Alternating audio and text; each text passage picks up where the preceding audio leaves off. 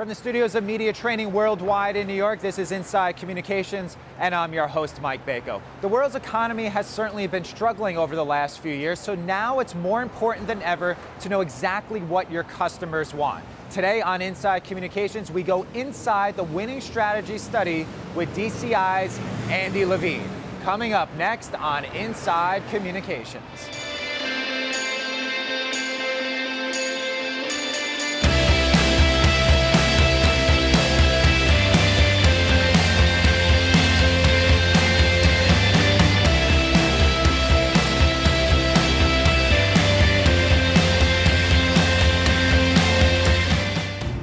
Andy, thanks for joining us today on Inside Communications. Thank you for the invite. So before we jump into the winning strategy study, let's take an overview of the industry as a whole. What are some of the challenges when you're trying to promote an actual destination in a place as opposed to, say, a consumer product? Yeah, they're quite different. A consumer product, you have control over every element of the product. A place is much more multifaceted. There are hundreds of different elements to it, and it's more challenging for a convention visitors bureau or an economic development group to try to control that. So it's much more out of your control in that regard. Okay, so what's in your control as someone who is going to market that place? Do you go to the place? Do you get entrenched in the place? What are some of the steps that you take to get familiar with the place, to actually find a great strategy to move forward? Yeah, no, what we try to do is look at the overall product and pick out the elements that we think are the most marketable, the most interesting elements of it. So in the case of a tourism destination, you find the attractions that are the most attractive, frankly. In the case of a business product, you're looking at what companies are here that really are either well-known or doing incredibly innovative things. So you look at the overall piece of the puzzle and try to pick out the most interesting elements of it. And let's take a look at some of the interesting elements and some of the puzzle pieces in this survey. Mm-hmm. So let's not go back to the past 6 versions of this. You've done it every 3 years? Every 3 years since 96. Every 3 years. So the world has certainly changed since 96. Let's just go back to 2008. Mm-hmm. What are some of the changes that you've seen? Where every time I turn on the news, it's about jobs, jobs, jobs. What's this survey saying about jobs? Well, it's interesting. One of the things we do in this survey is we look at what are the best states in terms of perception. What are the strongest states that the business community, that corporate America thinks about.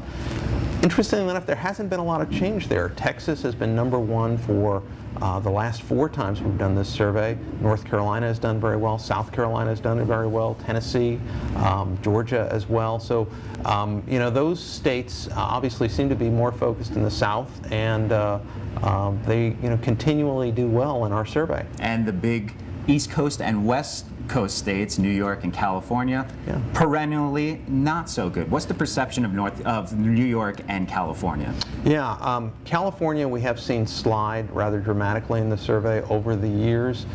It is seen as a very unfriendly business climate, seen as having high taxes, seen as having a lot of red tape.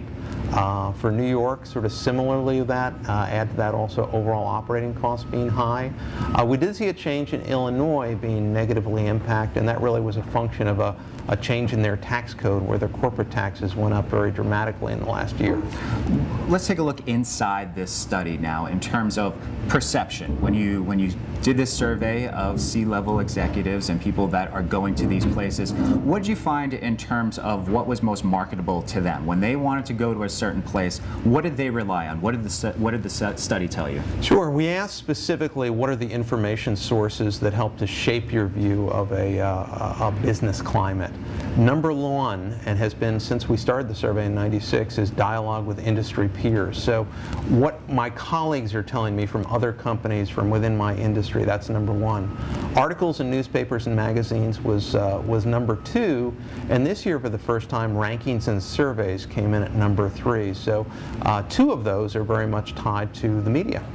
Now, one thing that's missing there is social media, which I found very, very interesting. Going inside the numbers even more, that a certain age bracket, 40 to 49, uses social media more than their younger counterparts and their older counterparts.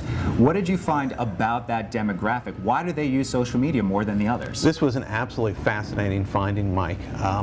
What our conventional wisdom told us was that the younger the executive was, the more interested and more attuned to social media they would be. The survey didn't bear that out at all. You know, once again, the 40 to 49 demographic seemed to do much better than their older executives, but also younger executives. So why? It's been put forward, and I think it's a good theory, that the 40 to 49 demographic are dealing with high school age kids or college age kids that are probably using social media at a greater rate, and so they're exposed to it through their children. So that's just a guess, but I think it's a pretty good guess. So what can a state do to use some of these social media tools? In the study, again, we're going inside the numbers. Yeah.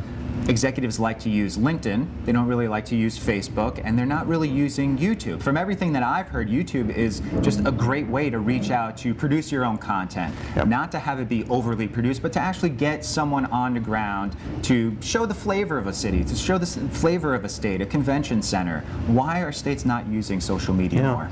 Well, in terms of reaching corporate executives with site selection responsibilities, you know, when we ask the question, you know, do you use social media for business, 38% said, I do not use social media at all. 58% said LinkedIn, and a much smaller percentage said Facebook, Twitter, blogs, and that sort of thing.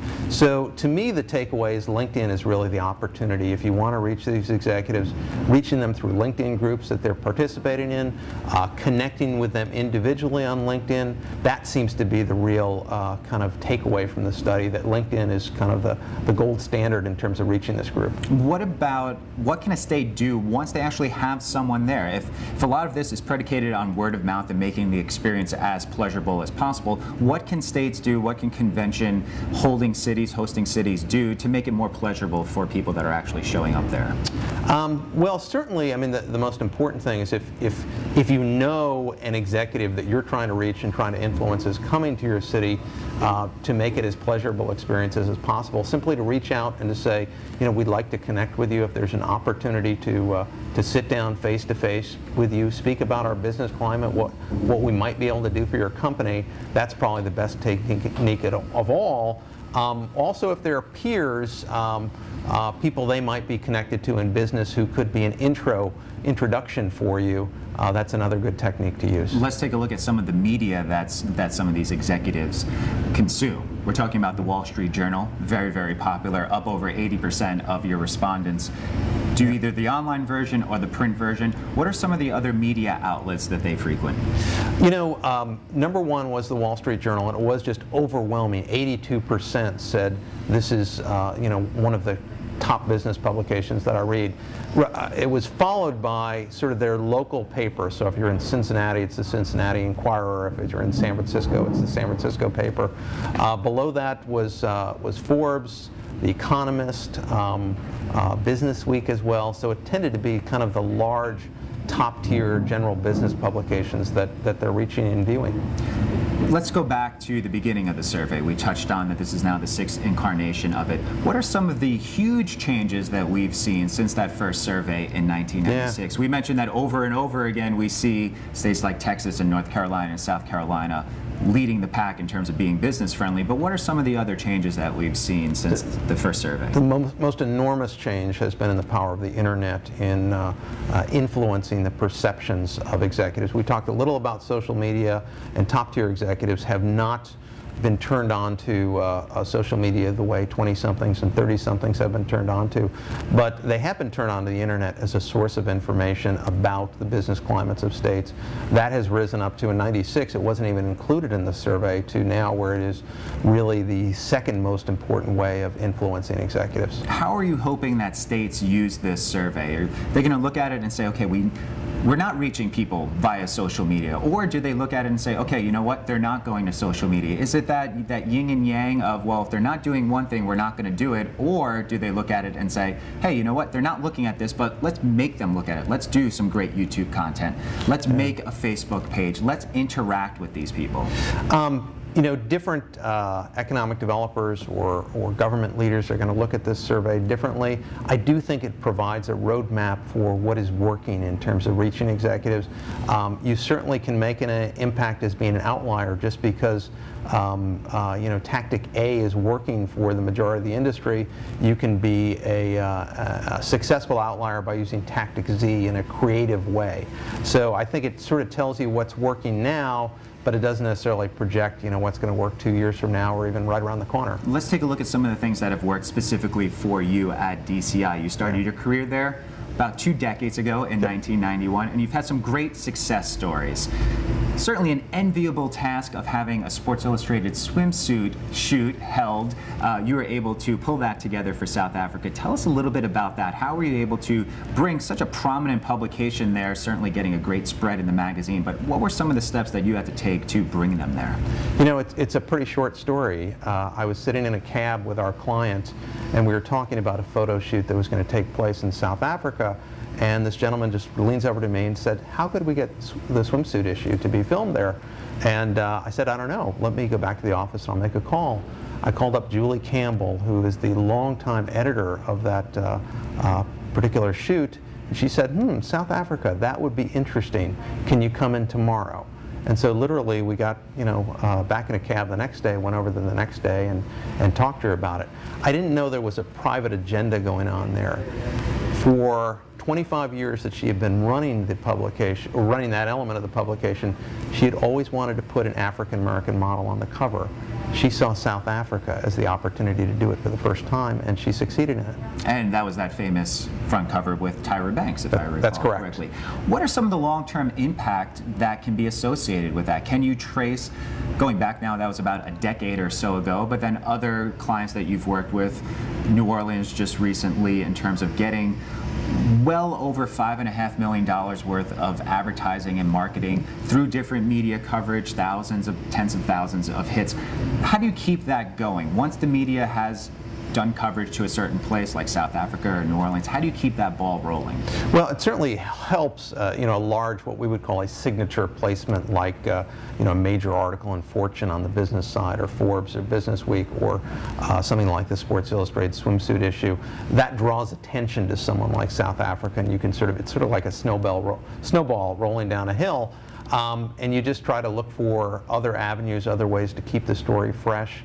You know, other reporters, other individuals, other publications, or broadcast outlets that would cover it. So it's sort of building upon the early success of a signature placement. Certainly the study has been quite successful. How far in advance do you start planning the next one? We're talking about every 3 years.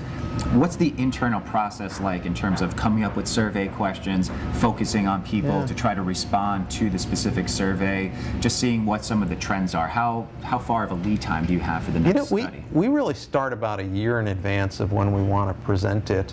This year we did something interesting. We surveyed about 100 people within place marketing. We sort of said, you know, here's the survey we did in 2008.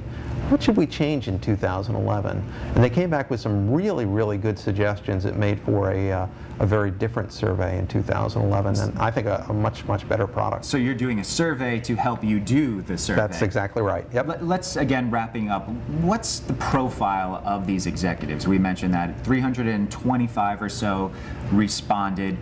How does that rank in terms of past people that have responded, the number of people? Can you get an accurate measurement from that number of people? This was the largest response we've seen in the 6 years, or the 6 times that we've done the survey, so it was a good sample size. It's all executives with companies with revenues of over $25 million. It's all in the C-suite, either CFO, CEO, sometimes a senior vice president in very, very large companies like a Microsoft. But it's really the C-suite that we're talking about, and it's the decision maker that we're speaking with. Okay, and I'm sure that a lot of states are going to be looking at this to help improve some of their rankings to try to get into that category of Texas and South Carolina and North Carolina. Andy, thanks for taking us inside your study. Thanks so much, Mike.